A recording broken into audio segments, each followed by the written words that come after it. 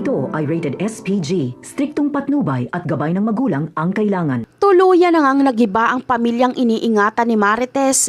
Tuluyan nang gumuho ang kanilang pamilya. Tinanggap na ni Marites na wala na talagang pag-asa pa na maayos itong muli dahil palala lang ng palala ang gulo ng kanilang pamilya. Kung si Marites lang ay kakayanin niya pa ang pananakit sa kanya ni Rigor. Ngunit noong makita niya kung paanong pagtulungan ni David at Rigor si Santino ay dito na siya naliwanagan. Kaya nagdesisyon na mismo si Marites na kakalas na siya kay Rigor at iiwan niya na ito.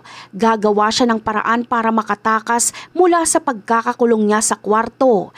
Tinanggal niya ang harang sa bintana at doon siya dumaan. Ngunit dahil tuso itong si David ay agad niya ngang nalaman na tumatakas ang kanyang ina.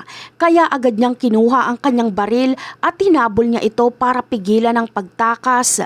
Ngunit ang hindi alam ni David ay nakatawag ng backup itong si Marites kay Ramon kaya makakasalubong niya si Ramon at agad siya nitong pauulanan ng bala. Maghahabulan nga sila sa mga iskinita ng San Dimas. Hahabuli naman ni Marites si Ramon para pigilan ito sa tangka niyang pagpatay kay David. Mabuti na lang ay maaabutan ito ni Marites kaya makikiusap siya ditong wag nang tapusin si David at hayaan na lang ito. Kapalit ng pagsama niya kay Ramon para mabuo na ang kanilang pamilya kasama si Tanggol, Aling Tinding at Roda. Gustuhin mang isama ni Marites si Santino ngunit alam niyang hindi ito sasama sa kanya dahil alam niyang galit ito kay Tanggol. At yan ang aabangan natin sa susunod na episode. Bye!